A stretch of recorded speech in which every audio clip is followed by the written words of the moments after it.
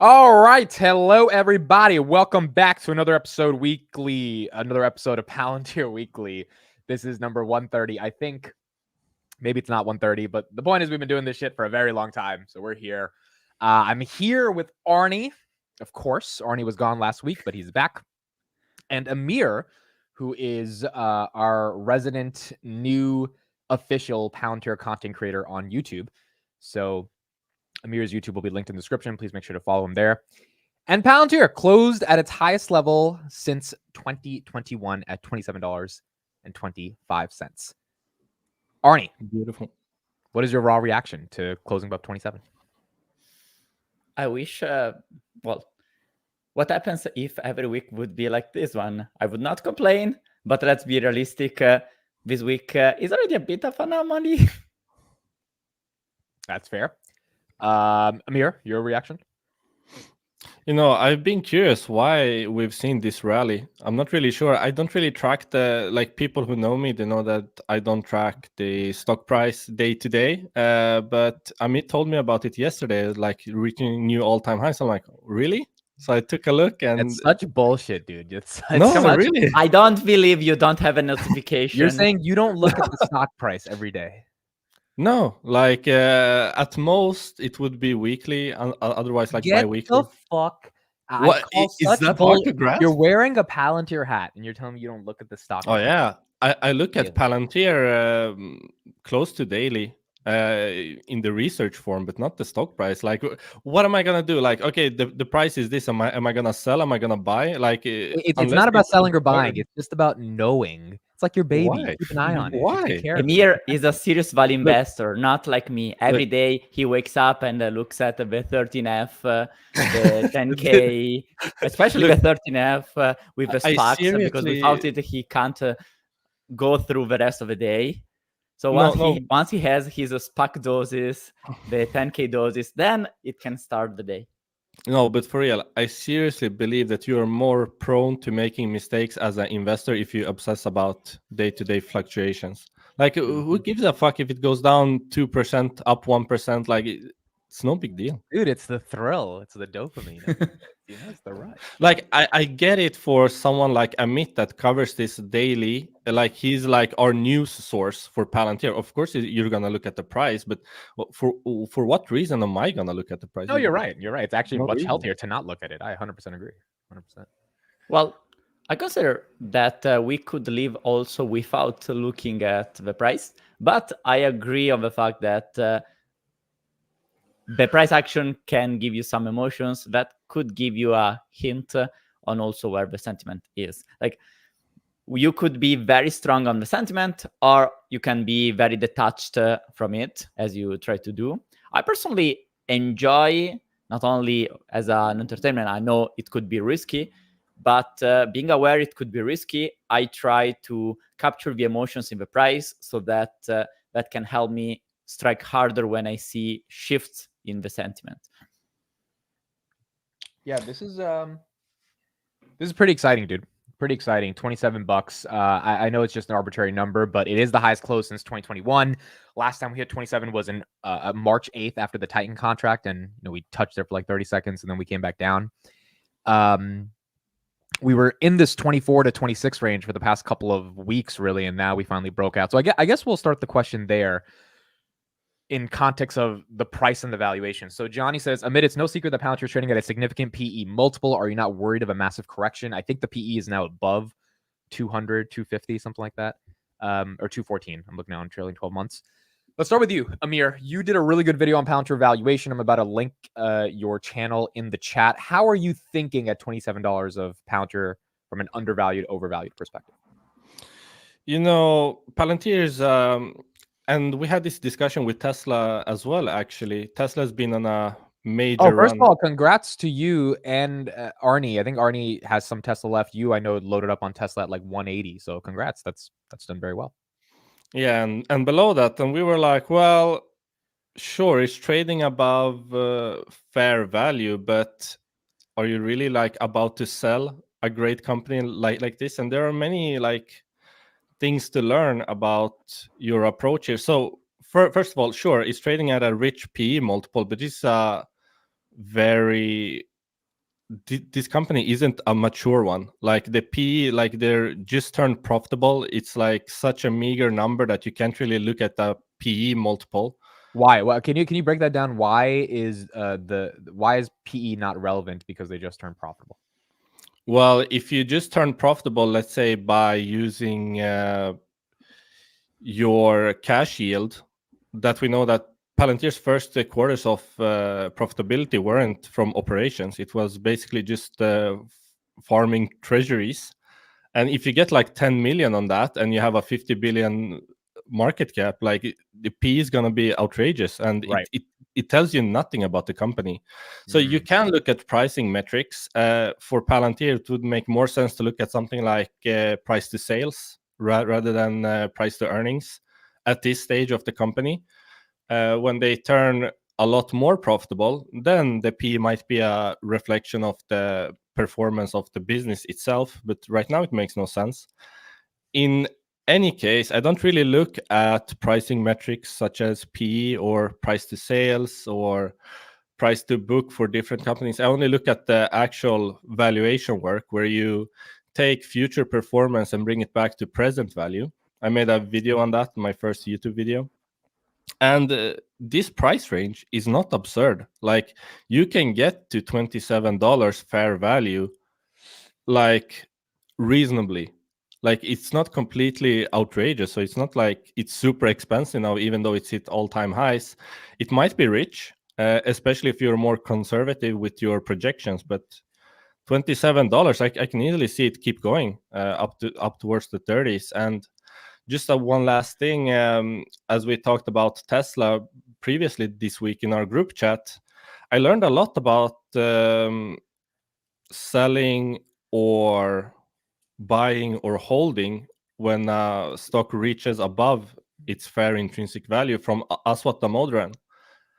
He has very famously an NVIDIA position, and we all know what's happened to NVIDIA. Like it's gone way above and beyond. And he was asked on CNBC, like, well, here's your fair value. NVIDIA is like 3 times that. Why do you hold the stock if you're this like valuation professor? Like he's known for being like the number one valuation professor in the world. Like, why do you keep this stock? And he said 2 things. One is that past decisions are not made under the same criteria as new ones, meaning that while you might have invested because it was under fair value, it doesn't mean that you need to keep that same criteria for new ones. Like when you sell, you make a new decision. So those are not the same. Like there's always this argument that if you keep a stock, it's the same as buying it now because you expect the same performance. Like it's a kind of difficult question. For example, people say that, well, I would not buy the stock, but I keep the stock I have. Well, you still have like a expectation of future performance from that stock. So why wouldn't you buy it? Well, past decisions are not made with the same criteria as new ones. And Right. another one is that he gives NVIDIA a premium because he believes that it's such a like different company compared to other ones. Like he expects them to be there for the next big thing. Like he expects NVIDIA, like he doesn't know what's going to be big in 3 to 5 years, but he expects NVIDIA to be there. So he gives NVIDIA a premium just based on that. Like he does not see in the numbers a way where they are worth like at the time it was like over $1,000 in share price. But he knows that they're gonna be there for the next big trend, and I feel the same about Palantir. Like I feel Essentially they grow into the valuation. Is your point? Yeah, and I feel the same about Palantir. We know that they've always been ahead of the curve.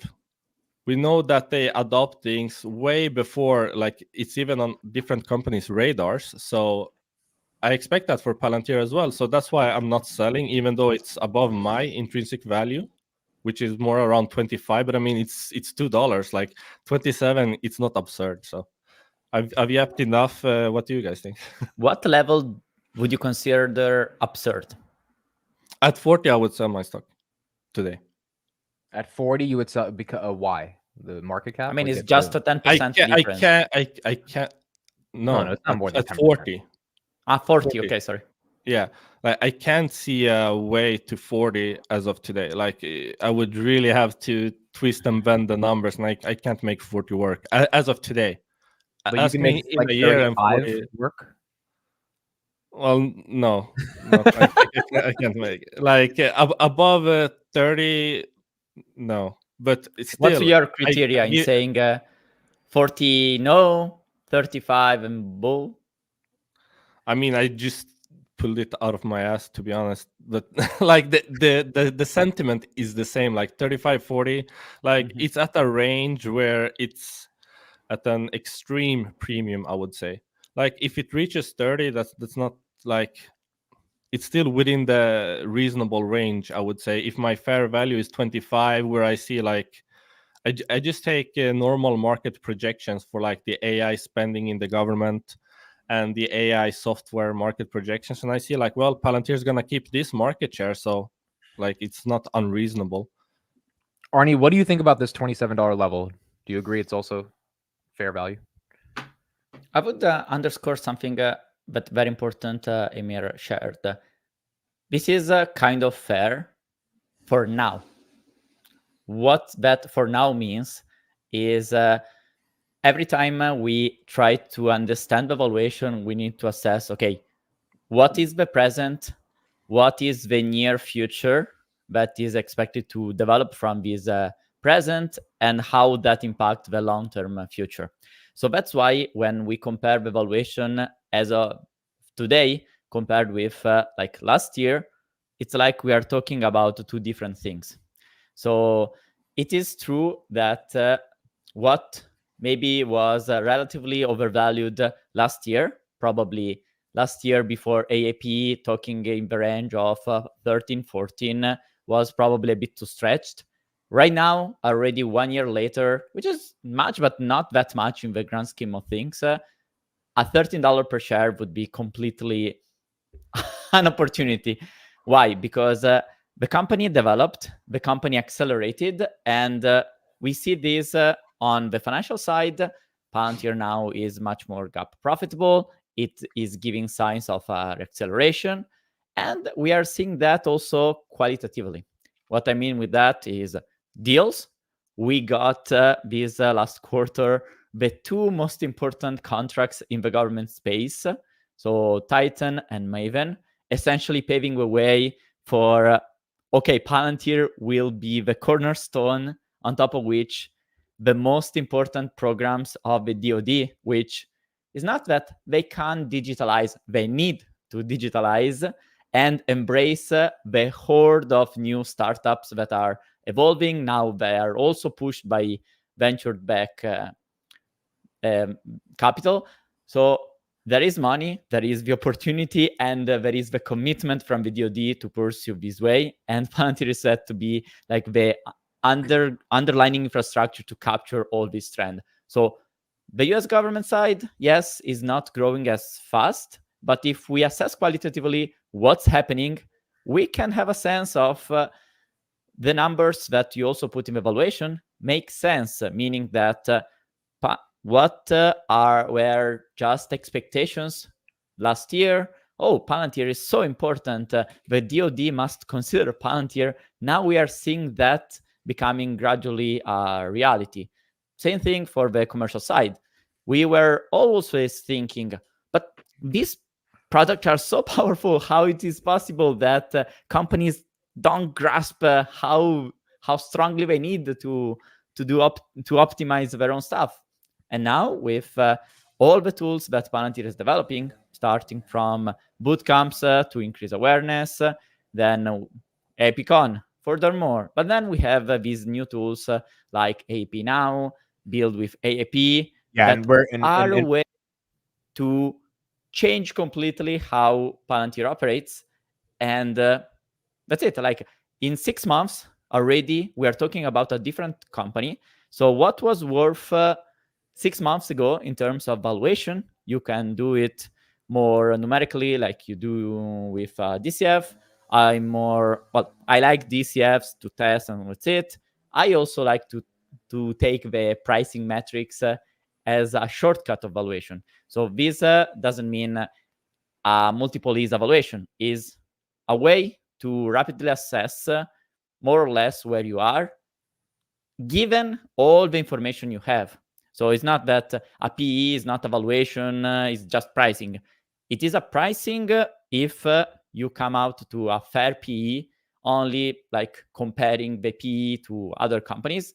But if you say, okay, more or less, this company is worth 100x free cash flow, given these characteristics, given all these qualitative aspects that you know because you studied the business, then I would say it's just a shortcut to valuation.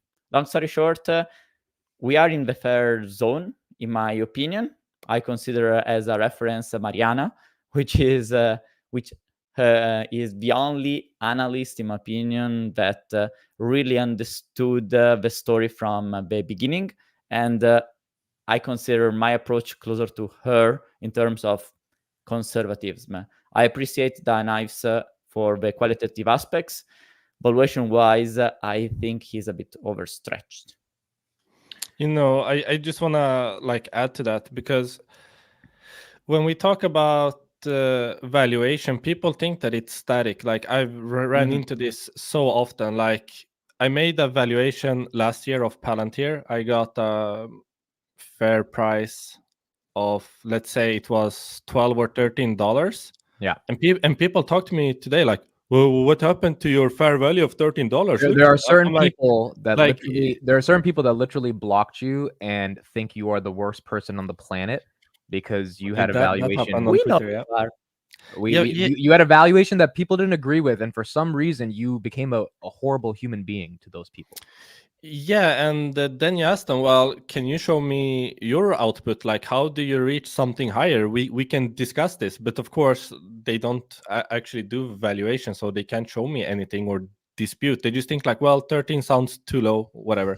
But as Arnie mentioned, a valuation is really obnoxious in a sense, because you need to remake it every time there is some update to the business fundamentals. Whenever something changes about the trajectory of the future performance of the business, you need to value it again and again and again. That's why many institutional investors, banks, and so forth, they rely more on the pricing side of things, because one, if you have a portfolio of 80 companies, how are you going to make 80 valuations like constantly over and over again? Like, simply no time for that. Well, let me ask you a question. Let me ask you a question. You came up with a valuation of $12 last year. Maybe the stock was at 15, whatever. And let's say people bought it at 15, right? Now the stock's at 27, and they're using your previous valuation on assumptions that you had that have obviously changed to say, you're an idiot, Amir. Look at you. I was buying at 15. You were complaining it was overvalued. What is your response to those people? Good question. I don't really engage, but I mean, the thing is, a valuation will always be personal. It's always my inputs on what I believe. So you should never like take someone else's valuation at face value. You should do your own. So it doesn't really like you can discuss inputs in your models. For example, like I reached this number because I think this. Like there's always a story attached. For example, with Palantir, this is another Damodaran quote, which I think is really good. I know I'm talking a lot about Damodaran, but he says, like, for a company like Coca-Cola, like you can just look at past performance and project that into the future. Like it's like taking a book, a 30-chapter book at chapter 29. The author dies, like, finish the last chapter. Like the characters are already there, the story has already unfolded, so you just need to write one chapter. You can do that. If you take Palantir, we're like at chapter like 5 of 30. Like the story can branch out so many ways. There's like so many unknowns. So of course the evaluation will change a lot, and it will vary from person to person depending on what story you tell attached to the number. I don't think when you came up with that $12 fair price, you were being a bear. You were just saying, hey, I'm looking at different it's models. like, that's it. This is what I'm seeing, and this is why. And Right. if you can't tell me well, I have a higher number because of this. Like, if you can't give me a well-grounded argument for it, I just dismiss it. Like, I don't even care. Like, if you give me a well-grounded argument, we're gonna have a discussion. I might rethink my approach. If you're like too low, screw you. I'm like, what am I gonna? But yeah, I just wanted to like add to Arnie. Like he said, for pricing, you get a current reflection. And that's why it's so easy to use, and that's why it's so popular. Like, you look at the PE today, price to sales today, like it's so easy to have a daily reference. For valuation, I mean, as I mentioned, you need to recreate it every time you're given a reason to. And keep in mind, we still don't know largely, like we're in the blind in regards to AIP's financial performance. We have no idea. Like they haven't disclosed that to us.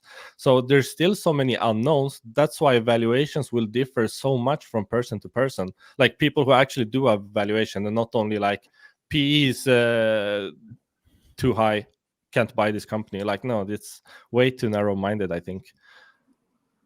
I think you underscored very important points that also reflect a lot with my previous experience as an analyst. So I was used to run models almost every day. And that's so true. Once you analyze an utility, a Coca-Cola company, you can reasonably expect that what is happening now could be closer to what could happen in 5 years in the future. And if the trend continues, even 10 years in the future. That's kind of reasonable. With something like Palantir, you can use the same tool, the DCF, but you need to change the perspective a little bit. While with a regular, steady, very mature company, you can be relatively precise with valuation. With something like Palantir, we come out to what I tried to share many times last year, that you don't want to be too precise. You just need to use the DCF as a tool in order to test the valuation as of today, given the information that you have that today. And if we go back in time, it seems say, oh, you said $13 was the price value. So at 15, no. That's not the right way to look at this for these, let's call them growth stocks. Why? Will you try just to assess if there are the numbers in the valuation have some grounded reality? What you don't want to do is buy a price only because there are future expectations that are completely detached from the reality. So as the reality emerges, you adjust your assumptions. Frankly, we could see last year that the multiples were relatively high, and before AAP, there were not enough substance to justify. That's a good point. Before AIP, there was almost nothing, dude, besides Foundry, which no one really cared about. What was the stage before AAP? We saw Palantir rallying because people were starting to discover AI. So C3 AI, NVIDIA started to rally, Palantir as well. But the growth was not accelerating. It was not really clear how Palantir would have captured this increased interest. And then with AAP, things started unfolding. AAP brought to bootcamps, bootcamps brought to AAPCon, but more importantly, financially speaking, to a margin expansion that completely surprised everyone. Also Mariana, that asked in the earnings call, like, you're having like a 3-4% margin that is completely unexpected, and every quarter. And not only that, like that kept expanding. So we don't even know what's the limit of this traction. And potentially, if this bootcamp motion is so effective market-wise, Palantir can also keep growing thanks to a viral effect of network effects. We are contributing a little bit, but more importantly, clients talking with other clients of their successes. Especially now, everybody wants to deploy AI in somehow. Then you could have that sort of further growth without spending a lot in marketing, because that is effective marketing. So guess what? That brings margins even higher. Now we can assess that. We can see that company is doing the right things. Also, socially, it is contributing also in terms of awareness with our little nice hats. Thanks, Eliano. So these are more little things that matter, that gives us a hint in the future that probably financial analysts will only see in the rear, how it's called, the back mirror, the rear view mirror. Yeah. So let me transition the topic, the pod to this. Wait, question. can I just add small real thing? quick, but now we're gonna what do you take my want to say? time. No, but We've been as on you valuation mentioned, for 25 minutes. We got to move on. But go ahead. no, I just want to clear up like quickly. As you mentioned, like a DCF is only a tool, and valuation has been around for way longer than DCFs have. And about precision, like that's where people get this completely wrong. People say you can't value a growth business, also completely wrong. Like if you remember, every number needs to have a story attached to it. Otherwise, it's just financial modeling and it's useless. And that's why many of the early Palantir YouTubers ended up being so wrong. Like they just input like, okay, Palantir grew 60%, so I'm gonna input 60% for 10 years, and they got the $80 price target. I'm like, it's so useless. Like there's no story to this. How will they grow 80%? If you can't explain that, you shouldn't put it in your model. Like people let DCFs run them. They just like blank state, put in an arbitrary number. They have no idea why that number is there. If I point to your model and say, why is this number here? They're like, I don't know, just 30% every year growth, bro. Like it's so useless. Anyway, and now you can move on, Amit. Sorry. And the bottom line is learning Arnie won't to let me move on. understand the Go ahead, inputs of a DCF is much more important than the actual output of the DCF. Yes, I agree. That's why we are here, to understand the inputs. That's why we're here. Okay, so we're going to talk about this developer new tier Palantir launched in a little bit, because I did a video on that today. That's a really important thing. But real quickly on this topic. So Sequoia Capital, same venture capital fund that seeded Google, they put out an article a couple weeks ago saying AI $600 billion question. And I'll put it in the chat. The thesis of the article, it's a short article, but their argument is like, hey, we've been giving all these startups all this fucking startup money. And the point of the article was like, why didn't we just buy NVIDIA stock? And so it's like a VC asking themselves the question, why did we not buy NVIDIA stock? Why are we giving you guys the money? Because you guys aren't producing any outcomes. You guys that are supposed to be the software beneficiaries of all this GPU, LLM, hardware build out, AI infrastructure build out, we don't see any results yet. And so the question that Sequoia has, that I think all of us have, that is very crucial for Palantir to answer over the next couple of months and years, is what are the use cases of all these GPUs personified within the enterprise to make sense of the multiples Palantir is getting in order to prove that AI is not a joke. And we're going to try to answer that question, to have someone else help us answer that question who has decided to join Palantir Weekly for the first time in over a year. Kris Joins. What's up? Hey. Chris? You're muted. Hey, Kris. First of all, I'm going to roast all three of you, okay? I'm going to start with Amit, because I think, Amit, you fucking deserve, because you are the champion of the fucking, the Palantards, I got to come at you first. Bro, what is going on with your fucking hair? You look like a homeless Wiz Khalifa, all right? Amir, nice to see you again too, you know, and I'm glad that you're doing really well on your Palantir position. But seriously, you, Arnie, and Amit, y'all got to stop shilling these fucking hats. What is going wrong? What is wrong with you guys? Are y'all investors, or you guys are paid spokespeople? Come on. Yeah, you know. I mean, for like 2 seconds, take off the Palantir merch and like wake up. The valuations on this. So let me go come back with a roast. Kris, how does it feel to be on the podcast you started 2 years ago and now have no position on a stock that has went up 5x since the lows? I'm okay. I made more money on other things. I mean, no, but it doesn't matter how much. You could have made $1 trillion on another stock. You're not in Palantir, and Palantir is up. Like that's gotta at least dig at you a little bit. Don't worry, he's I got would s- Snowflake. No worries. Oh, that's true. You do have No, snow. that's- That's true. I forgot. yeah. We got the snowflake. I do have Snowflake, yeah, and they're doing okay. I'm doing well on Snowflake too. Chris, So it's not doing okay.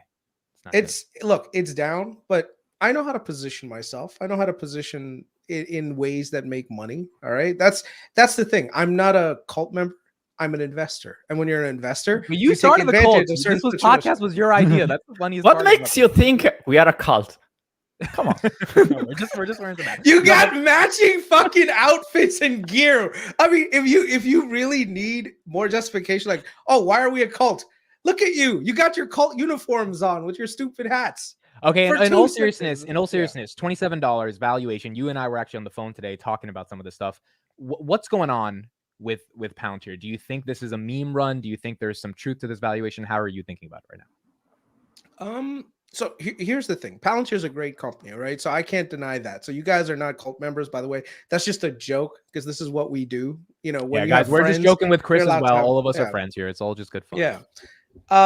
I'd say that Palantir is getting a huge bump up in valuation because of their quickness to get into the AI atmosphere, right? So, you know, I've been really thinking deeply about this. I'm like, you know, all these AI products that are out there right now, why are these companies getting huge bump ups in valuation? And honestly, I came to the conclusion that what it is internationally, there are a lot of places that are just underperforming right now. And a lot of people are saying, like, hey, I want AI exposure. So where are they looking? They're looking in the US markets, right? Like you guys are international. You guys are from Europe. Like, tell me a European company that's really deep into the AI space right now. Is there any? I mean, it's already Spotify? hard to find a tech company in Europe. Right. Yeah, no. Right. So that's the thing. So if you want exposure, you got to come to the US markets. You have to buy US companies that have AI as a main sticking point for their products. And so I think a lot of it is a combination of one, investors are bullish on AI and they want AI exposure without having to go to just the Nvidias of the world, because no one also wants to be in a concentrated position in the leaders. Some people are also looking at, hey, I want to be in the other sectors of it. So I think there's a lot of money that's coming into a lot of AI players out there, including Palantir.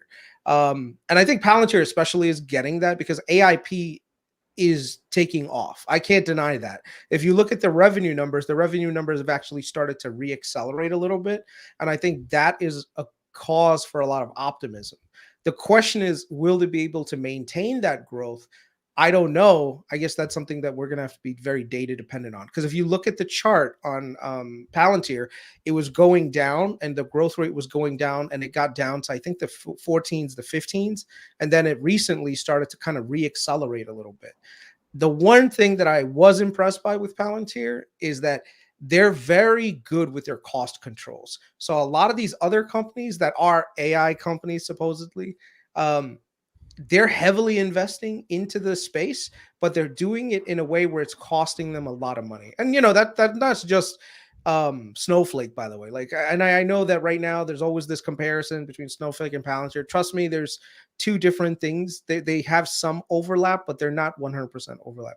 But the key is in terms of maintaining their cash flows and going net income, Palantir's been doing a good job. The only Why thing wouldn't you is buy them at 27? Is the question.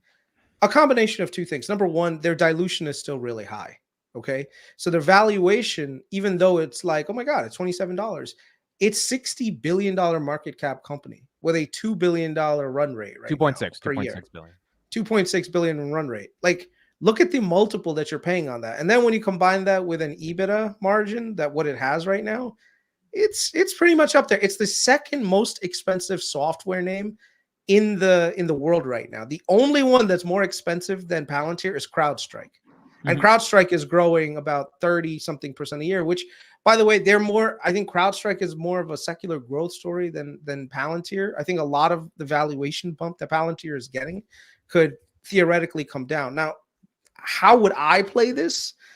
Number one, I have a strategy I'm probably going to be running in the next, like 6-7 months. And I've used this a bunch of times. I think Palantir is a great stock to trade because there's so much retail following in Palantir that it creates this artificial floor. And then also, in terms of like just real valuation, I'm not sure how far higher it can go, especially once earnings comes out. Unless earnings is like super beat, I'm not so sure there's a lot more additional room to run from here, like higher. Okay, Amir, what would be your argument against that? Or do you agree? No, that I think that it's gonna have this huge increase in growth, because we've not seen really the output in revenues from all these AIP bootcamps. We know that they're ramping extremely fast.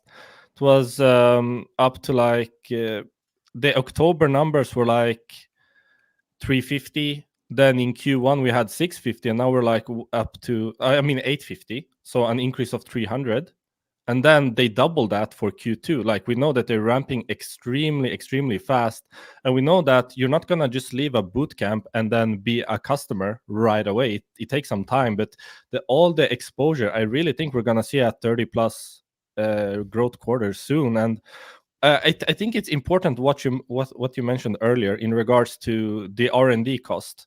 Like, Palantir doesn't really spend, but we've seen multiple platforms drop. I have data since 2018 and a little bit further back than that. But if you look at R&D spend, like, it's constant. Like, if I tell you, can you show me where they developed Foundry? Can you show me where they made Apollo? Can you show me where they developed AIP? Like, you can't tell me, because the R&D spend is so constant. Like, they are so efficient and so focused on just the whole engineering and development side of things, that it's just like ingrained. Like, so your argument to Kris is that 27 is not necessarily overvalued because they're going to grow, and that growth is going to then be reflected fairly. No, we're not even talking about the same thing. Like, if you tell me 27 is overvalued depending on the next quarter, like, it's not even the same conversation. I'm talking like fair value if I look 10 years forward and discount that back to today. Like, I'm not looking at next quarter. So do you agree 27 is overvalued? No. We talked about this in the beginning. No, I get it. But my point is, your logic for Chris's argument is that the growth doesn't justify 27. Your argument is it does, essentially. It will. It will. Right. Yeah, no. In regards to what Kris said, I think like we can easily reach $30 in the short term, because I do believe that we're gonna have this blowout quarter. Perhaps not in Q3, but at least Q4 or Q1 of 25, where they're gonna be at this 30+% revenue growth rate. So Arnie? yeah. Any agreement or disagreement with Kris? I would say I don't really disagree on the overall picture, especially starting from what he said at the beginning. There is clearly a strong demand for AI, but also in the financial market for whatever can give exposure to AI stocks. And actually, I would say that is part of the reason why I was very confident into Palantir, because when it was around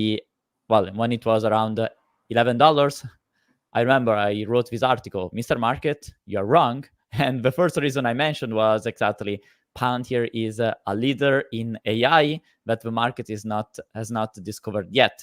Now the market is discovering that. And if portfolio managers look around, there are not really many ways for which a portfolio manager can have exposure to AI that is not NVIDIA or whatever hardware related to NVIDIA. On the software side, there is not much. And we have seen this discrepancy from what Palantir is achieving and the overall sector is achieving in terms of results. Like an interesting data point that I would like to share is that we know that Palantir is accelerating, but the overall market SaaS is still flat. So what we have seen with Palantir is actually an anticipation. Palantir is accelerating while the sector overall is still, let's say, dead. And that is also reflected in the valuation, which went super crazy high in 2020-21 because the expectations were, okay, we keep going to the moon. But now, even if the valuations may be readjusted a little bit thanks to higher free cash flow, companies focused on profitability, there is still no acceleration in the growth. And that's why, since growth is the primary driver of the valuation for these SaaS companies. Holy They're X tabs, still dead. dude. Sorry? Holy shit. Holy X tabs, dude. What the fuck? How many conversations are you shit posting in? What the And fuck? consider that I don't have 100 inches. Like that's my MacBook Air 13. Oh, you're talking about the tabs. Yeah, he has too many tabs. Okay, so Wait. I just want to add to what Kris said and Arnie. As you mentioned, I think investors and portfolio managers have learned from past mistakes, which also ties into the Sequoia article you mentioned, Yeah. Amit. I mean, you can say the same about the EV craze, where we had all these new startups that were bleeding money and people just poured money into all these startups that eventually went bankrupt. I think portfolio managers are trying to learn from like past mistakes, and they're just going to choose the winners, like rather than the next big shot or whatever you call moonshot. So I think that's why we're seeing a lot of capital pour into names like Palantir and similar established names, rather than just pouring into all these new startups that could be the next big thing, because they already made this mistake in the EV craze. And probably even before the EV craze, there was another bubble where it just Crypto. kept making the same mistakes. So yeah, I think that's also a reason. Well, consider how many companies that can give you exposure to this AI theme that is relatively small, meanwhile also very profitable. There are not many, actually. I think Palantir is literally the only company that is in that direction. So there's a natural attention, that natural flowing into Palantir.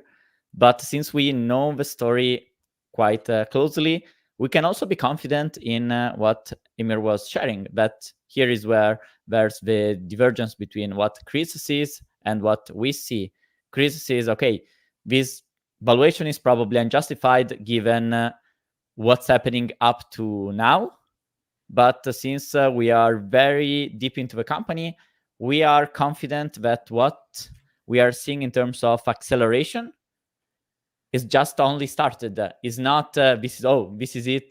This is the level of the speed that we keep having.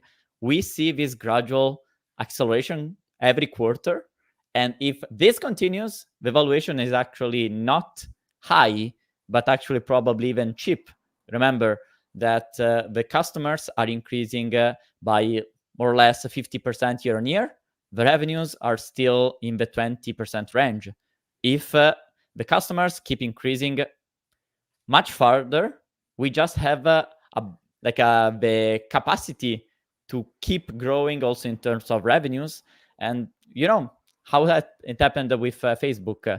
We need to think with a lot network logics. Networks are very difficult to build, but once they start getting tractions, they can unlock very powerful network effects. And we are already just starting seeing some small network effects. So that's why I'm confident that the growth will continue to accelerate. I don't know how much. My guess is we will see some 30% by the end of the year, first quarters of next year. But while at the beginning of last year seemed very far in the future, now we see this potentially happening, meanwhile being very profitable.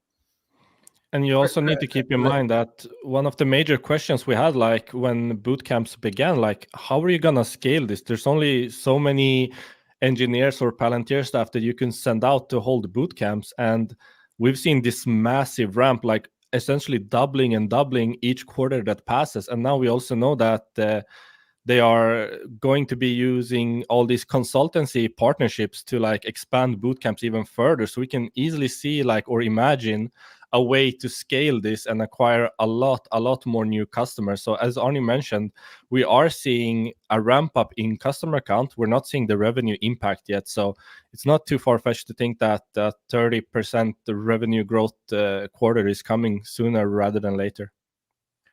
Kris, what is your fair value for Palantir right now? I think it's still $16, man. $16 would be the upper range of what I would consider to be, I mean, but then again, I'm looking at other SaaS names as well. So I'm doing it based on an EBITDA calculation. So it's a completely different thing. So if you run a DCF model on it, I'm not a big fan of DCFs to go with, but the thing is now Palantir is becoming a little bit more consistent with their revenue growth, that now you can accurately somewhat predict what they're going to do. I mean, I'm glad that you guys are bullish on getting to about a 30% growth rate. I'm not so sure I'm there yet. I don't think that that's necessarily the case. I think a lot of what we're seeing is demand that's getting pulled forward, with a lot of companies trying to explore how they're going to utilize AI.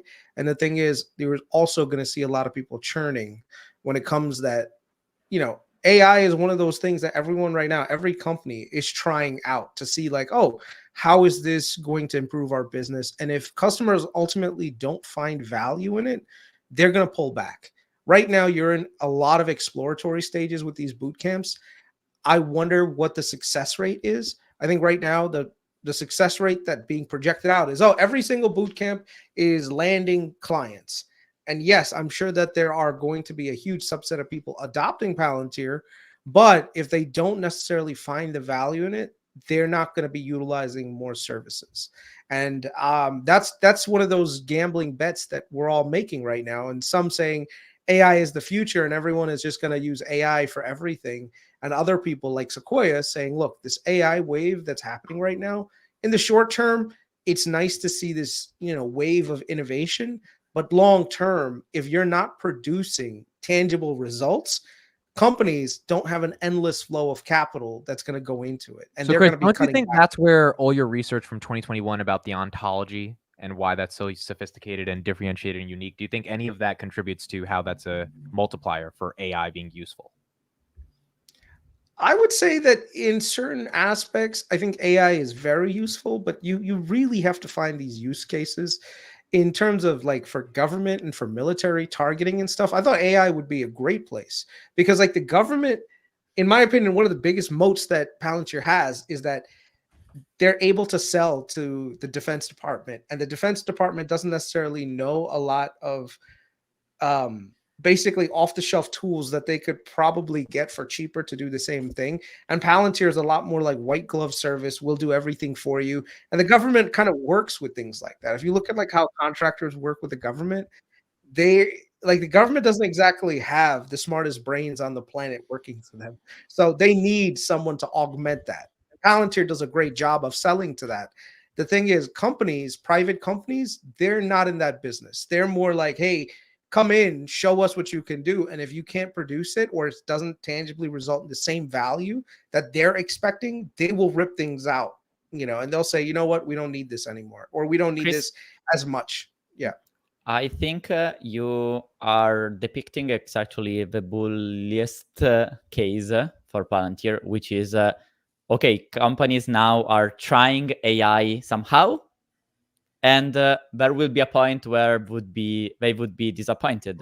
And guess what? From what I understood, it is exactly when companies are disappointed because their promises are not then fulfilled, that the real outputs of these projects are not as expected, is exactly where Palantir shines. And Palantir so far can show a lot of use cases, very complex use cases solved. Not all of these were with AI, how we now generally think of AI, but these just are little hints of how Palantir can deliver output.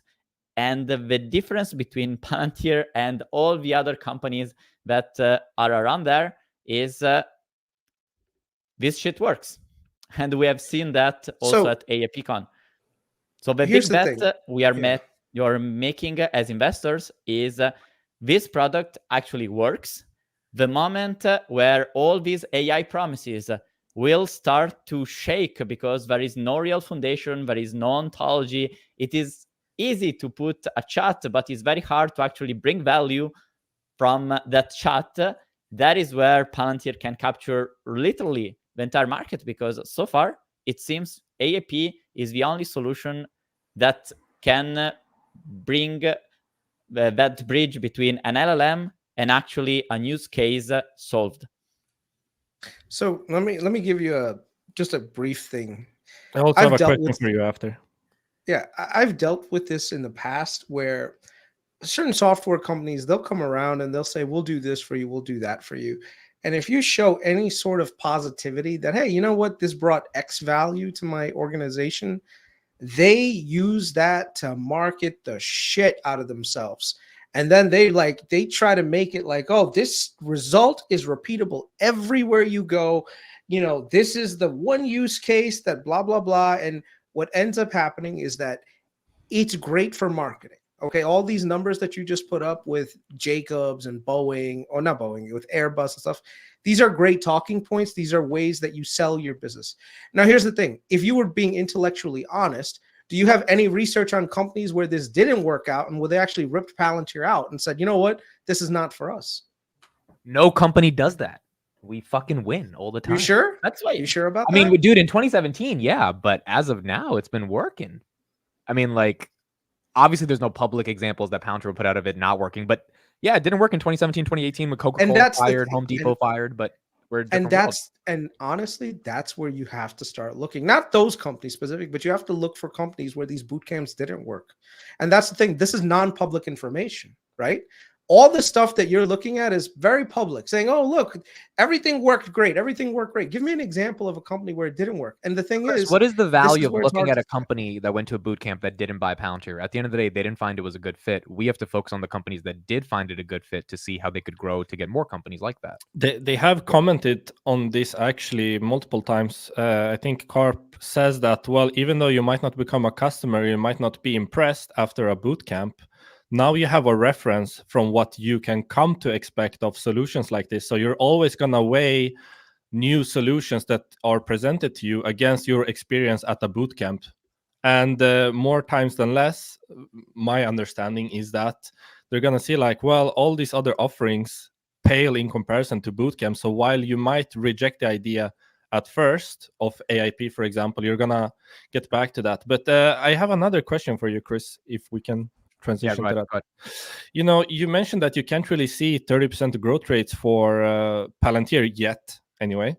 And while I agree that the commercial side is a bit hazy and difficult to project, you also mentioned the defense and government side of things. And here, perhaps you can agree that there's a clear and consistent path to 30% growth over the next 10 years, like CAGR. For example, if you look at current AI spend within the DoD, it's 0.5% of the DoD budget. Like, it's minuscule, especially now that we have examples of how AI works on the battlefield from multiple fronts, right? And of that 0.5%, Palantir has a 25% market share, give or take.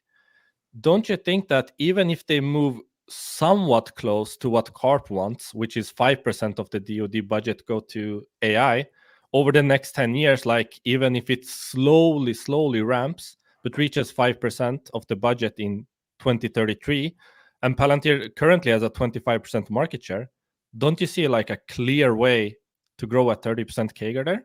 Like, that's one of my biggest like signals, which makes me confident in Palantir and the stability of that revenue inflow over the next 10 years. So I'll give you a couple of things. When it comes to defense contracting, most of these contracts are great because usually once the government gets into them, they rarely ever really get out. Like, it's really hard once you're really become an incumbent to get out. The problem is a lot of the spending is not as predictable. So there's no linear like thing with the government saying, oh, you know what, we found value, so let's buy this more. Like, no, government, when it comes to their spending, the DoD especially, everything runs on government time, right? So government timelines is how this business works. So if you think that you're going to see an instant acceleration in government spend behind this, I don't necessarily think that's always going to be the case. There might be some occasions when the world is at war, in which case now you kind of need to spend a little bit more.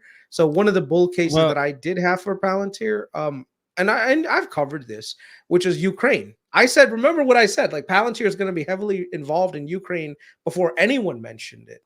And that was a really, really good thing that Palantir did because it really put their name out there. The question is this Ukraine thing going to last forever? There's already kind of like some talks about it, kind of like ending a little bit.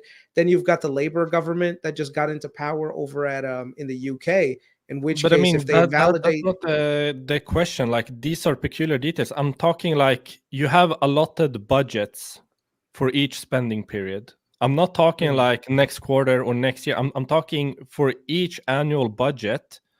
If you allot a certain percent, because this is how they do things, to my understanding, they have allotted budgets of the whole DoD budget, like towards different things. Currently, 0.5% goes towards AI. Do you think that will increase or decrease? And do you think Palantir will keep their market share, lose market share, or gain? Like, they have 25% of that 0.5%. So if you take the budget periods, like, I'm not talking like, okay, maybe they will get a contract next year, maybe next year. I'm talking like budgets as a whole, which is not time sensitive. I'm talking like over the next 10 years of that budget, how much of the cake will Palantir get, considering that AI will, in my opinion, be a lot more than the current 0.5% over the next 10 years. yeah, So no, that's more the question. I am in agreement with you that the government will spend more on AI related products. Like, there's no doubt in my mind that that's going to be the case. The question is it going to be a consistent 30% year over year? Remember, at the end of the day, you've got to blend that number into your calculations, right? So if the government says, look, our AI spend this year, because we're trying to be a little bit more austere, is going to be an additional 10% what we're doing. Now you've got to make up that difference on the commercial side to get to your 30%, right? So that's going to cause a little bit of inconsistencies in that targeted growth. So commercial, in my opinion, if you get hit with a lot of great products and they really take off, then yes, the 30% growth rate reaccelerating is absolutely possible. I just don't see the government reaccelerating at that same pace, because the government, the way that it works is it's very laggy and it takes a long time for them to make decisions that are really like Kris, show up the in the thing- revenue the numbers. part that you are fundamentally ignoring is that we allocate 800, let's just call it 900 billion to defense. It's like 885. 1% of that, less than 1% of that is software. Less than 1% of that software is AI. That's only going up. And if we're that's talking going like up, And I'm not period to period. yeah, Like, I'm if not you figure that out. yeah. I'm not disagreeing with you that, hey, look, the DoD is going to spend more in AI. You know, there's a lot of things that go into these timelines when the DoD does their spending. Like, I'm not a DoD expert by any means, okay? And then at the same time, you've also got some competitors that may be out there trying to. Chris, hey, they just got a $480 million hold on. contract. There were 0 competitors. What competitors are you talking about? Well, There are- even with competitors, they're kind of enabling that with the FedRAMP, so they're getting a piece of the That's pie right. there as well. They're enabling others to compete, but they're getting like toll booths kind of companies like SPGI, Moody's, etc. They're kind of adopting that model as well. So it's kind of impressive to me to see how they're monopolizing the whole space. For me, I see the competitors not necessarily as like a stop, like, oh, you know what, the competitors there to beat Palantir out of the defense space. I think it's more like, hey, they are going to slow things down, because the way that budgeting works, especially with DoD, is going to be more of a bid process. So it's going to be like, oh, Palantir is asking for this project to be completed with this much money, and let's say, you know, Booz Allen Hamilton comes in and says, hey, we can do the same thing for 20 million. Now, the government may eventually say, hey, Booz Allen Hamilton, like, you guys are fucking up. Like, we don't like your product. But the thing is, it's going to be a time that's going to go by before Palantir eventually like wins out that contract. So even from a quality perspective, you have to remember that the way that the government works is everything is based on the lowest bidder. Okay. And so it's not always that the best company is always going to win every contract, by the way. So if you're thinking that, hey, like, Palantir is the best company, they're a shoe-in for that contract, that's not how it works. I wish that's how the government worked, where they went for the quality stuff and they just completely ignored everything else. But trust me, if that was the case, you wouldn't see the F-35 end up going with what is it, almost like $1 trillion program.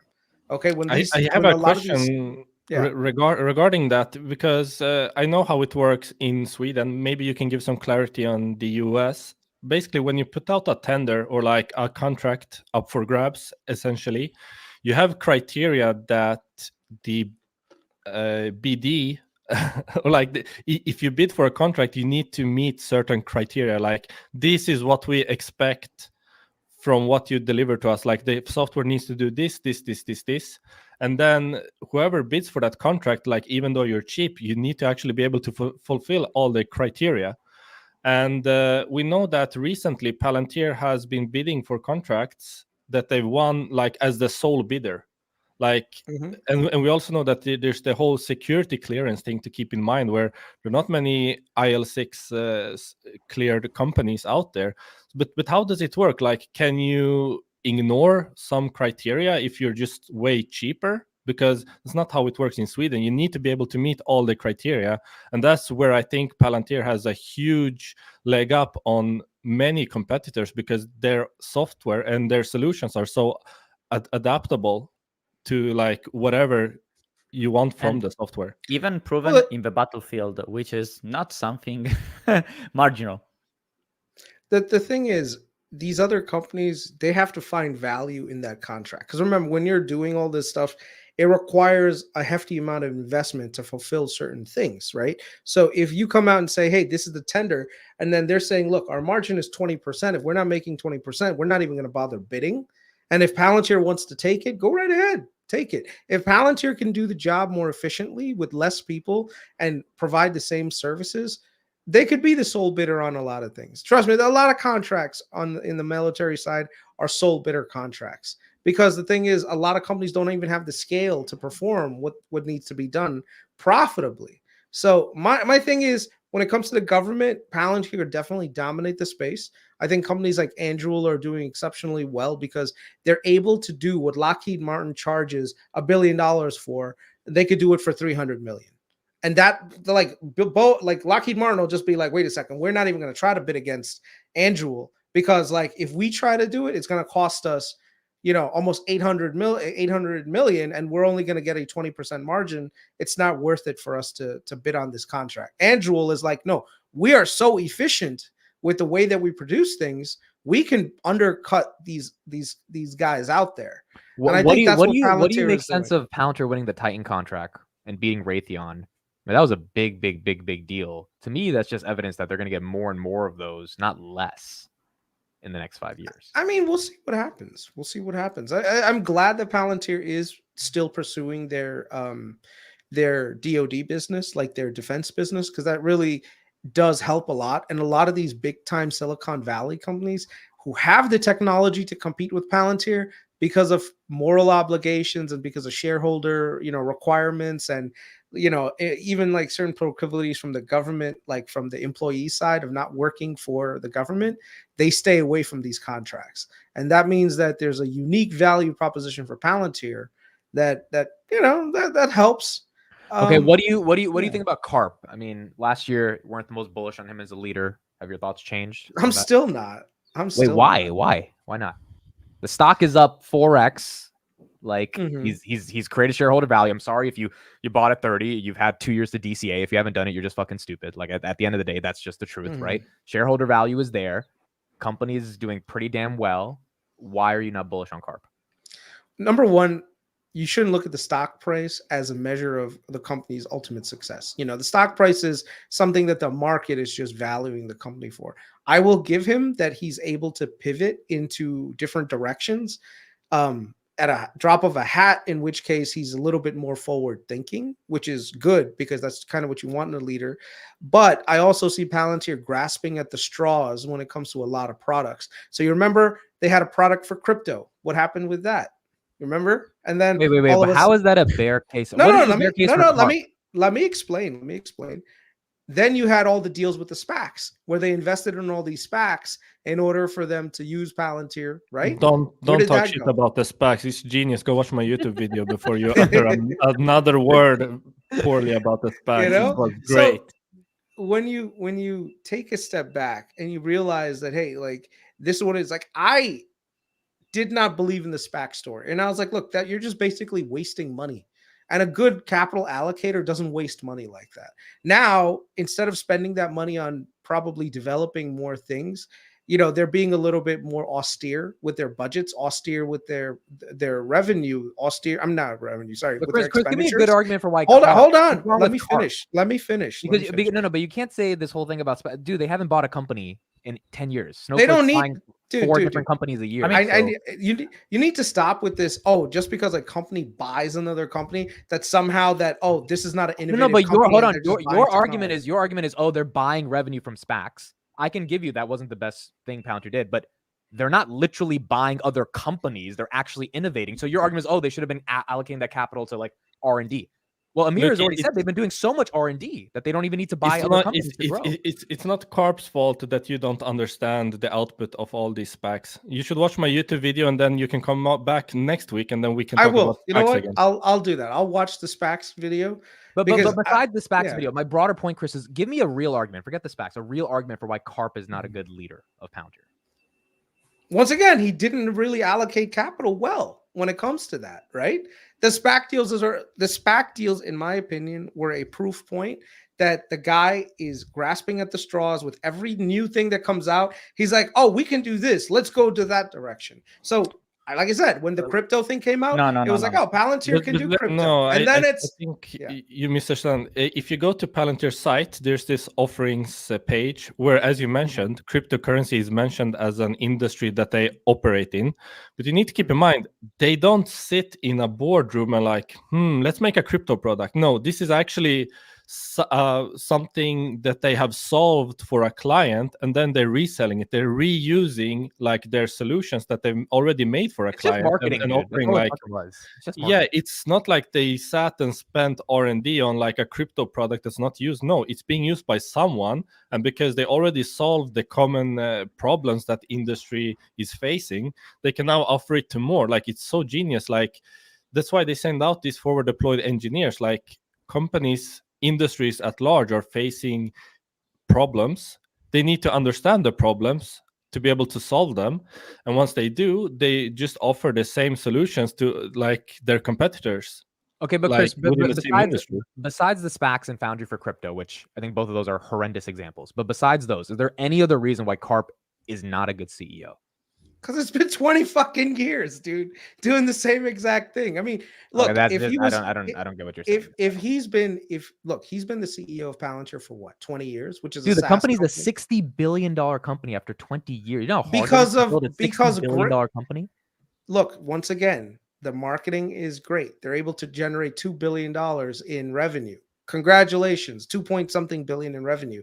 The point is, this company had a head start since fucking like 2 decades ago, and it got to where it is today, where it is now. Okay, but you realize they failed for a good 5-7 years to figure out how to get here. They didn't fail for 5-7 years. They failed for 15 years under his leadership. What do you think about that? No, I actually think them not being able to figure out how to sell to the government was their greatest strength, because now they're selling a shitload they're doing 1.4 billion to the government. If it takes 15 years to figure out how to make a 1.4 billion dollar TTM business, take 15 years and have all those employees stay and not want to leave, or like a lot of them stay. And like, to me, this is all bullish. I don't know. Where's the bearish part of this? You know, I have a lot of respect for Kris, but I think you're so narrow-minded in your approach to this. It's like, you know, when you see someone that's like so like subjective, like you refuse to see like things for what they are. Like, you're just so narrow-minded, like all this, like, they failed for 15 years. Like, they weren't even targeting this space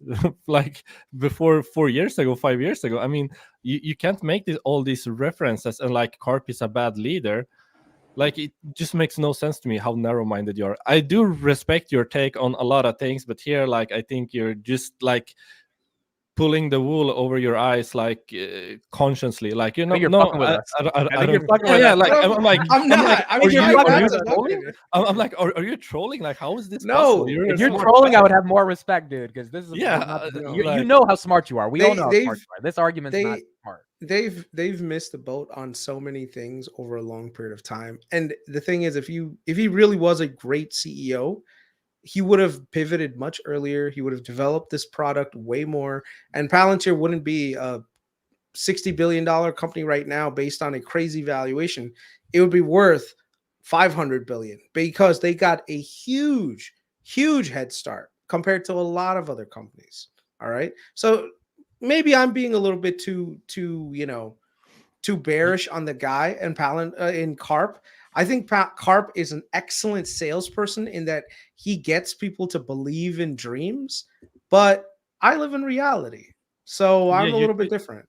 Yeah. you could say that, or you could say that he's been generating massive amounts of cash while not jumping the gun at each opportunity. He's consistently grew the company. He's, as we mentioned earlier, without increasing R&D spend, he's dropped major platforms, products.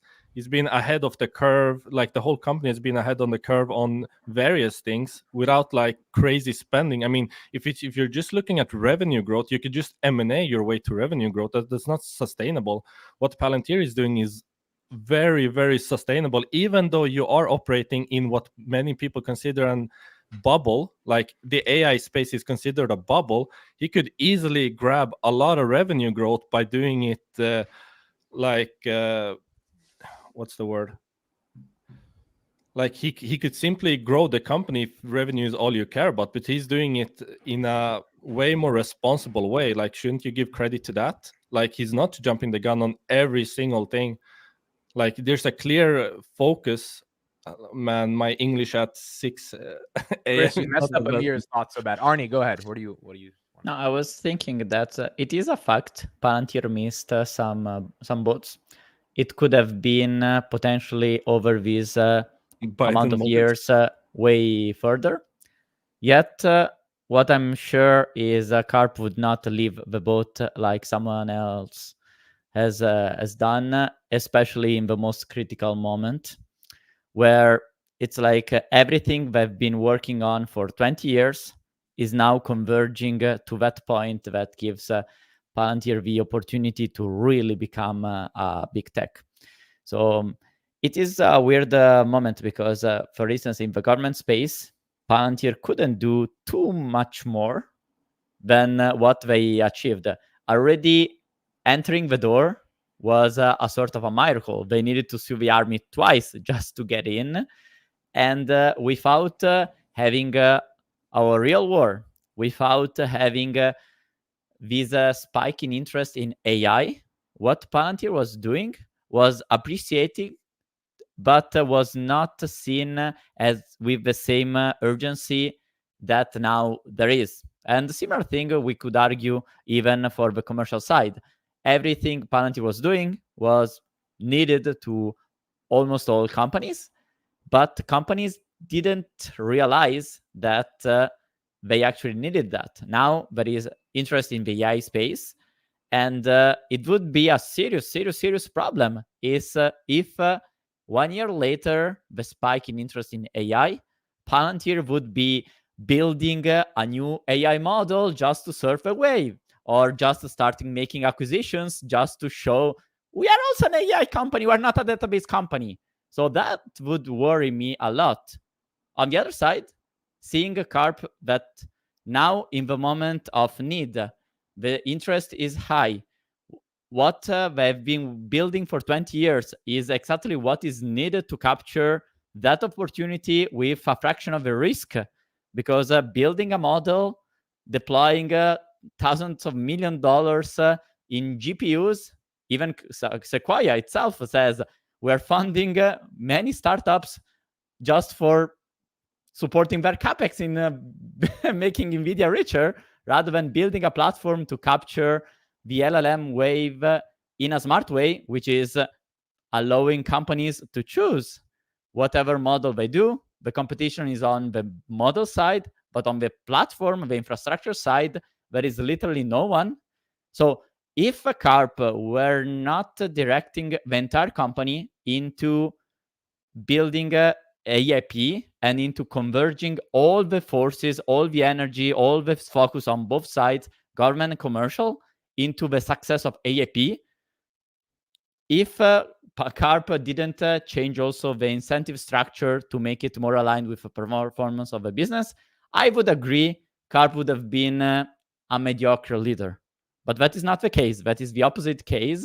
And I think we are not now having evidence that Carp is an excellent leader. It was just, it was not the right time before that to make him shine. Okay, so Kris, when are you buying Palantir? I'm not buying Palantir anytime soon. I'm actually taking a bit of a short position on the company. I was doing some math before. Like I woke up, I was like, oh shit, it's at 20 something, and I was like, okay, time to look at some basically a strategy that I'm going to be running starting Monday. Hopefully, it's up again on Monday because the further it goes up in valuation, well, the further it goes up in stock, the more profitable or the less risk that I can take because I'm taking a more, downsided position. So we'll see. Why We'll see what happens. Palantir though? Because we can all agree, like even if you think it might be overvalued, that it's a really high quality stock. Why would you take a position against a high quality company like that? I mean, is it just personal vendetta at this point, or surely there are better short No, targets short out term, there? the short term valuation is just excessive. So anytime, well, number one, if you look at it on a technical aspect, the RSI is just absolutely crazy right now. Okay, so there's been a lot of buying in Palantir, so it's overbought technically. The other problem is when it comes to earnings, the expectations are also very high. So whenever you have high expectations, overbought conditions, if even there's a slight miss on those expectations, the risk to the downside is kind of excessively there. Palantir has pulled back from this level multiple times, and to think that a company just has an up and to the right like thing, it's not going to happen. The other thing is, even from a valuation perspective, they're the second most valuable SaaS player right now in the market, which means that there's just not a lot of room, in my opinion, for upside from here. From a risk perspective, if you're talking about risk, you have to figure out, okay, like what am I really buying into in terms of total valuation? They're at a top, which means that in the short term, if let's say not everything is as rosy as everyone is putting it out to be, it could pull back, and it has pulled back in the past. I've actually made money doing this quite a few times on Palantir. I think that Palantir is a great company if you want to, like, especially if you want to trade it and you know what you're doing in the options market. So that's what I'm doing. And like I said, the risk to reward for me is going to be very, very much, it's going to be on my side. So if I do take the risk, it's not going to be like, oh my God, like you're taking a ton of risk. I'm not going to portfolio position myself into like 50% short on Palantir like some people. No, it's going to be like, hey, look, there is a technical reason why this company should eventually, like the stock should come down. The options right now, the options market's a little haywire. So I'm actually getting a ton of premium for it. So, what would make you go long Palantir is a better question. 30% growth rate. If it reaccelerates its growth, let's say tomorrow morning, if Palantir comes out, like a CARP comes out next quarter and says, next year we're guiding for 35% growth rate, bro, that's it. I'm closing out my short positions ASAP, because that kind of guidance would be fucking crazy. And the thing is, I don't know if Palantir really do they guide for next year's revenue? Yeah, they do, but it's still like low 20s. No, it's current year. Oh yeah, sorry, Yeah. for current year. For current year, they're going to do Yeah. 2.67 billion, which is 20%. But that's exactly the angle that I consider the bull case, which is analysts in their models still expect Palantir to have more or less that 20% growth, while what brought the valuations higher is more on the margin side, because all analysts, the most bearish ones, were expecting Palantir to be a money loser, then constantly unprofitable on the gap basis, while they pull out the magic by growing, accelerating, while also expanding the margins. And actually, the fact that the analyst expectations on the revenue side are still in the 20% or zone, that is actually where I think is the big opportunity. See, Because and I know what you say, the expectations are high, but in reality, the expectations are not that high. Well, see, here's the thing. I know Arnie is being a little bit intelligent with the way he's presenting it, because in your Savvy portfolio, Arnie, you actually sold some Palantir, correct? Yes, but why? Why? He Because sells you like took every some, week, man. I know, but I'm saying, but that's the thing. As the stock goes higher and higher, you realize that, hey, right now is a good time to take some profits, right? While it's actually at a higher valuation from a risk to reward perspective. So right now, you're still bullish on Palantir long term, but you still sold some shares at the top. Yeah, but you got to remember, Chris, Arnie's 100% in Palantir. So No, I agree. it's I different agree. risk So, reward ratio given his portfolio. You know what I mean? Other right, people. but that's I mean, but consider that I don't always stay 100%. If you look at the Savvy Trader portfolio, now Yeah. is like 90% because I also wanted to have Airbnb and Robinhood. right. And a But little the bit of thing Excel. is, but the point is, you see some slowing. There's not as much upside in Palantir as there is in Robinhood and Airbnb. No, but I don't think going No, from no, no, 100 it is I don't more- think someone going from 100% to 90% does not mean they don't see upside. It just means they're No, mitigating no, risk. dude. That's what I'm saying. It's mitigating risk. You don't think other people? That doesn't are mean gonna you're be going constant- short. Like there's a whole No, different. no. What I'm saying is you're still making a directional move to say, look, there's more risk to the upside underperforming than there is to the downside, in which case I should hedge my position by going into some of these other names, which are not as valued right now, right? Yeah, Otherwise- sure. But We're but talking I'm not- 90%. you're talking about Palantir. I You could mean, invest in the most undervalued company tomorrow. It's not about that. No, I- but that's what I'm trying to say. Arnie is a good portfolio manager in that he knows there's a good time to go full port on a company. And there's also a time where you reduce risk, even if it's cutting 10% of your portfolio down. And Arnie, you've traded Palantir on your Savvy portfolio, and that's why your performance has been excellent. You've actually sold and rebought when it's lower, right? Because I've been tracking My it. question is not going full Yeah. port Palantir. My question is, at what point do you think this is a generational company? I'm going to start a position DCA and then let it ride for the next 5 years, or do you never think there's a shot to do that, No, even if there's it's 1% definitely- of your portfolio? No, there's a shot to it, but the Even if it's valuation 1,000 has to shares, make dude. sense. 1,000 shares for you is a very tiny part of your overall net It worth. has to make sense. The valuation has to make sense. And right now, with their growth rate at 20%, it doesn't make sense at the current value. If it goes back down to 16, bro, I'll be the first one to say, you know what? Maybe it's time for me to consider buying this thing again. But right now, I'm not interested. There's other plays in the market. Because remember, you also have to weigh your total, you have to weigh your options out there also, where it's like, okay, can I be in Palantir or can I be in other things that are undervalued right now and get a better return? Right? Some people, they don't want to do the math. They don't want to do the homework. They just want to stay in one company that says, look, I'm making a generational bet on this one company. I'm going to hold it for the next 10 years. And I'm sure that they're going to do very well in the company. But if you're trying to beat the market, you're trying to get more than 7-8% per year in total return. I'm not so sure you're going to get that with Palantir being where it is today in terms of total valuation. Could I be wrong on that? Of course. That's just how the market works. Like right now, if Palantir reaccelerates to 35%, bro, I'm going to be wrong. Guaranteed I'll be wrong. But I don't anticipate that to happen. The law of big numbers eventually will catch up to these guys. I think right now they're getting a huge premium bump from AI, which might not be as durable as a lot of people are expecting. I think by Q1 of 25, you're going to be sitting here in a Palantir cult hat yourself. Nah, I'm good. I'm good, man. I wouldn't say. Look, I'm We sorry want you for back calling in the guys cult, cult bro. You're a smart I'm guy. not- We need you. I know. I'm sorry, but the thing is, I have to be intellectually honest with myself. I can't be part of a cult just because, like, oh, you know what? I really like this company. I think I agree with The their life mission is about wholeheartedly. finding the right cult to be in. That's a That's hell of a true. quote, isn't it? That's a hell of a That is quote. I true. came up with That that is right true. now, dude. There are definitely some cults that are just like, oh man, like from an outside perspective, it's like, man, I wish I was part of them because they look like they're having a shit ton of fun. Like there's been a bunch of times where I've been wanting to be like a Tesla cult member, but dude, I had a conversation with someone the other day, and he was just telling me, he's like, man, my Tesla is amazing. I love this car. Bro, he is a converted. Like these cars, the minute you start driving this Tesla thing, bro, this becomes your life. The entire experience of life has become now for him everything Tesla. Like, bro, FSD. Now he he literally treats his car like his baby.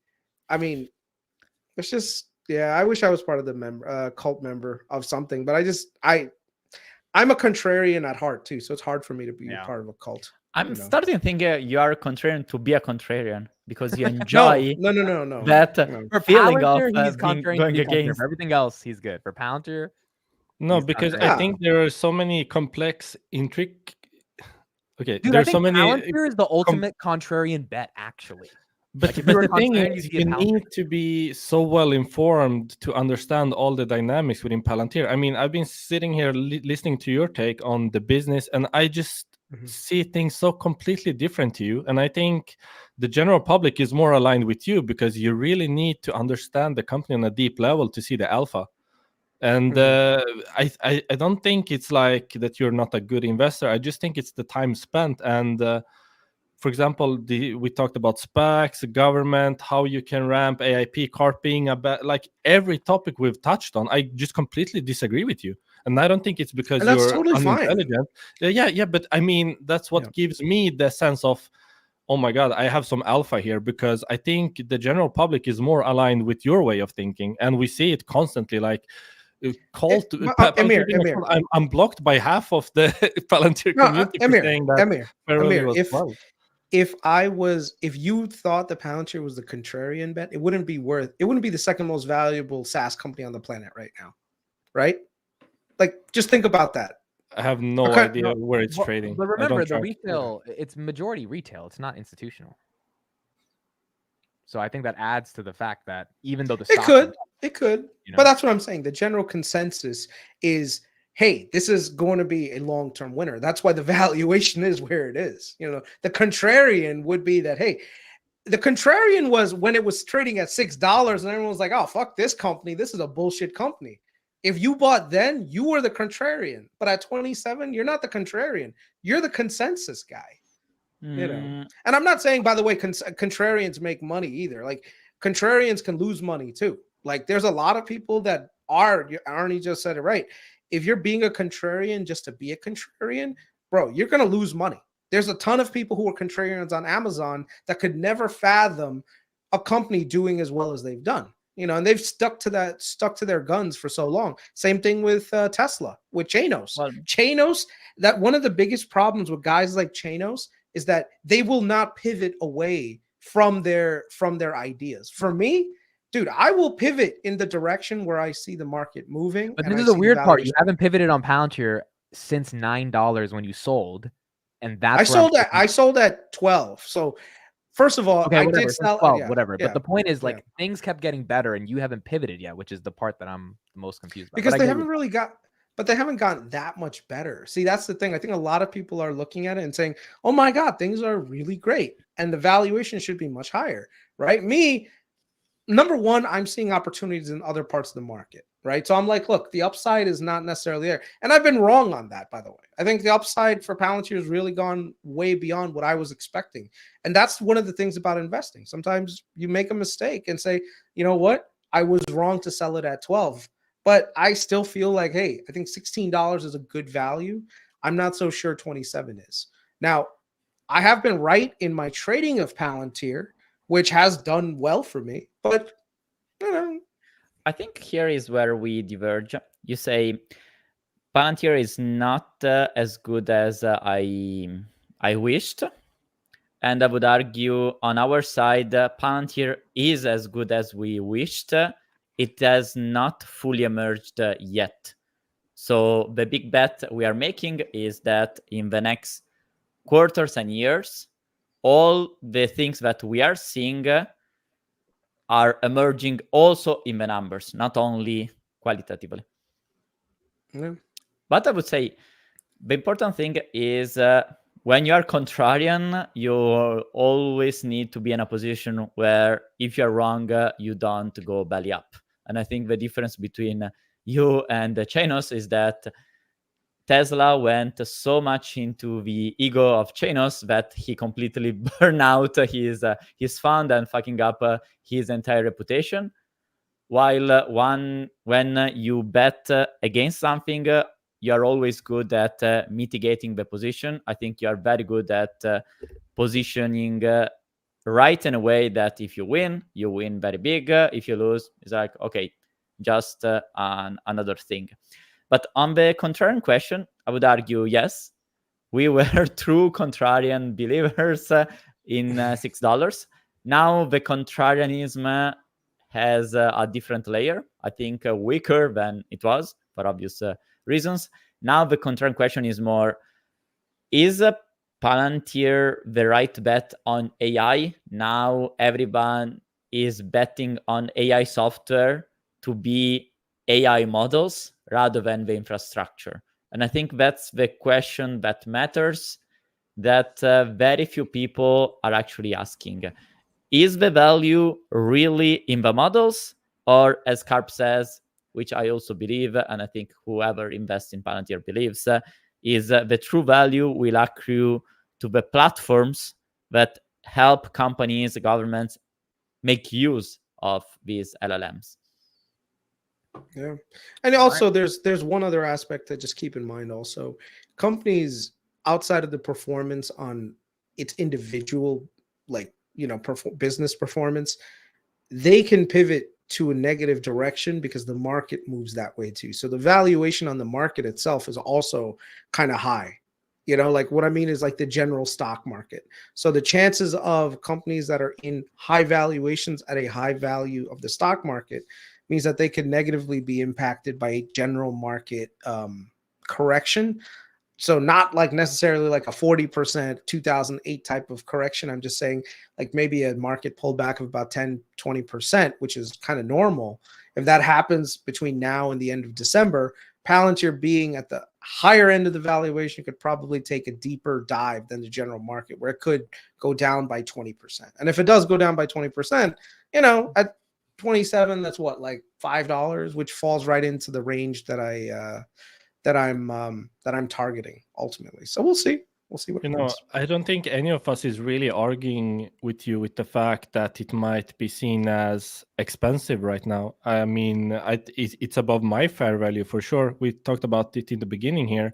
I think my gripe with this whole thing is that since you exited, my understanding is that your view of Palantir stayed the same since you exited. Like you haven't really kept up, and that's where I no. Hold on. I've bumped up. Like right now, I'm taking a contrarian bet, but I'm okay with being at $20.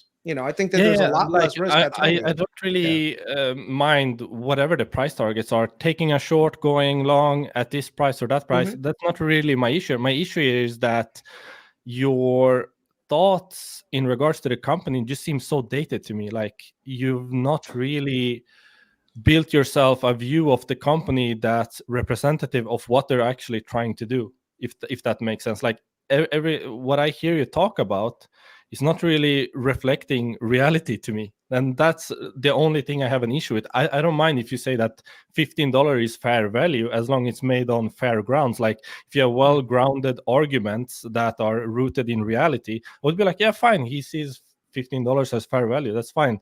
I'm not really caught up on the number side of things, expensive, cheap, whatever. My only problem is that, and maybe we will get the opportunity to discuss this more in a different weekly or so, but a lot of the thoughts in regards to the company just seem so dated to me. And I know it's a really difficult company to grasp. I get that.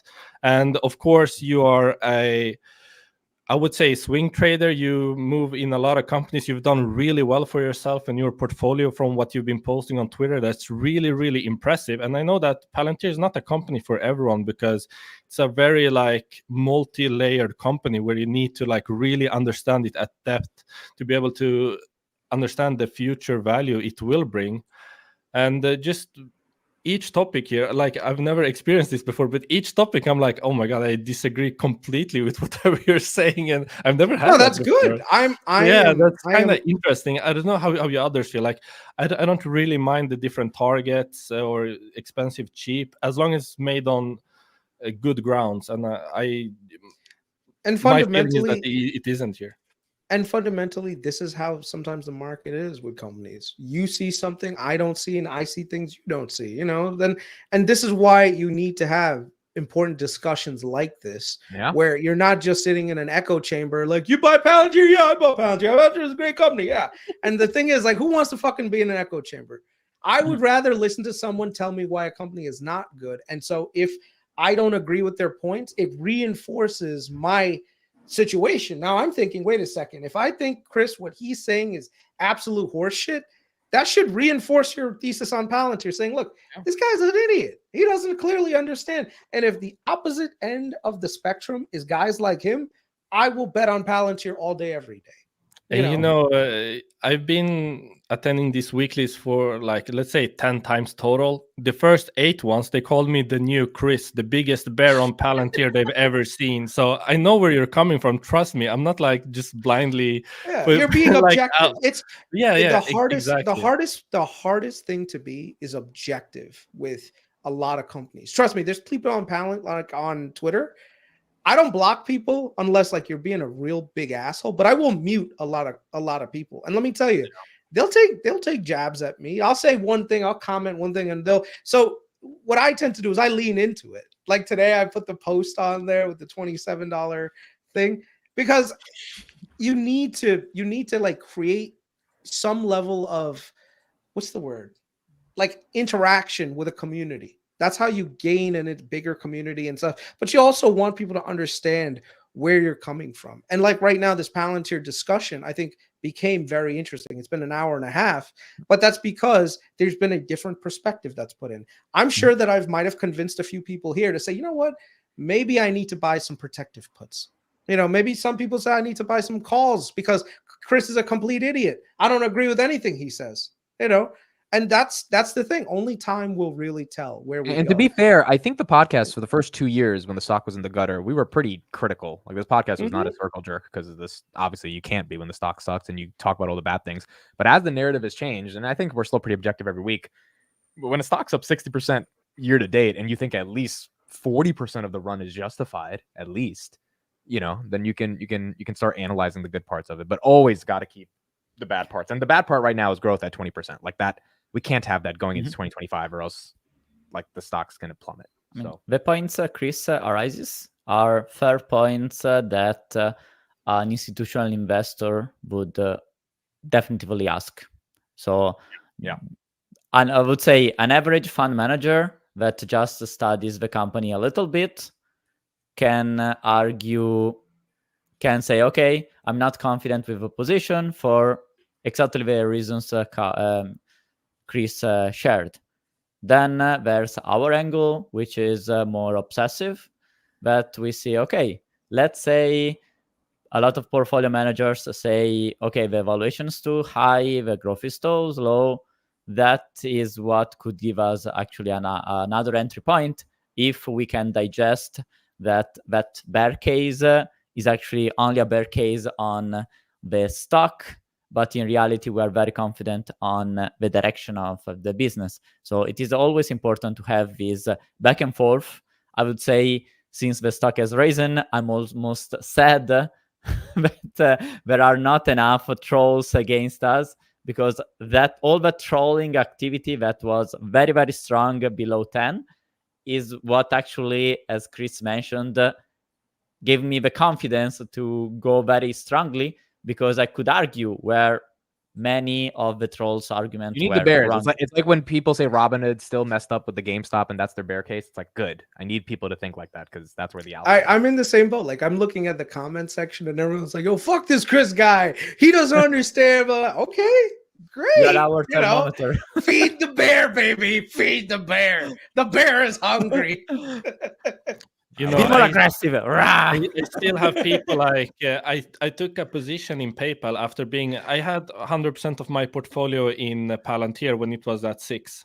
So I really got a good leg up, and I was like, well, the risk to reward doesn't really reflect the opportunity it was. So I took some new positions, and people are like, how does it feel to sell Palantir for PayPal? You fucking bear. I'm like, oh, guys, I'm still like, I admit it's nice to troll you. Like I'm still a high percentage in Palantir, like 30% of my portfolio, or like 33 is in Palantir. That's huge allotment.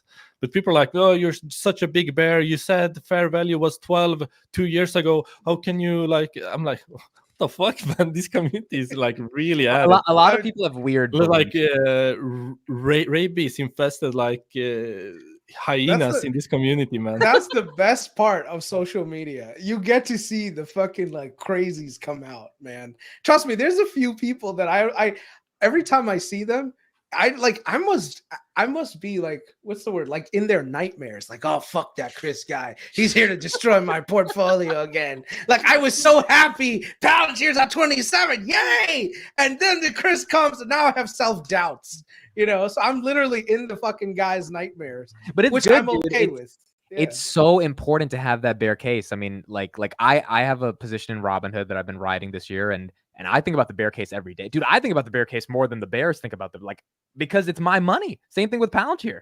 Like, I think if you really have money in something, you think about the bear case. You want to see, is there insider selling? You want to question, why the fuck are they not really, like, we've critiqued Palantir on they don't release the net dollar retention. They got rid of the cohort analysis. Like, why? Why are they only having Dan Ives ask a question on earnings? No analysts on the calls for like 2 years. Like, what the fuck is going on there, man? Come on. You The gotta real want to bear know case that. is not considering the bear cases. I think the best is though, like a strongman, bro. Strongman right now Does he is still make definitely. videos? Is he still doing? He still makes videos. He's probably losing Never- his mind seeing Palantir at 27. He's never annoyed. Uh, All right. I think that's Good it for us times. this week. I'm going to put Chris's Twitter in the chat. no, please don't. Please don't. It's the one time I'm like, please Go don't. give him a shout out, guys, in the way Fuck you know. no. Please Fuck DM no. him. This with is the the most one time where I'm interesting just like, things. no. Don't.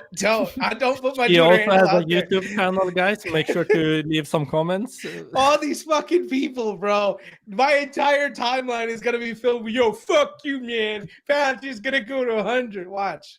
This is the one time where I'm like, no, don't post my social media. No, it's good. It's good, dude. I'm happy you came on. We need Yeah. a good bear case. We need objectivity here. So See, it's always fun when you don't have a circle jerk. That's how it is. it is. It is. And there's not that many bears out there, so we need more people to, Well, no one's see that. I'll never understand that about the market. People will not be bearish when shit is high, but people will be bearish all day when shit is low. Yeah. Like I still remember the comment section. You guys are absolutely right. When Palantir was at 7-8, look at these idiots. All they're doing is pumping the stock. Bunch of stock pumpers, right? Now That's all what of a sudden, Strongman would do everyone's- every day. That was his video of the day, every day. Right. Now it's completely the opposite, which is like, oh, this fucking guys, So it's just remember, this is how the game is played. Whatever. Yeah. All right. Good stuff. Thank you, everybody. We didn't get to talk about the developer community thing, which is I'm thinking sort of this Model 3 moment for Palantir. You can watch my video on it. We'll talk about it again next week and go more in depth, and we'll keep going from there. Later, guys. Yeah, All right. Thanks for joining, everybody. See you next week. Thank you. Good night. Yo.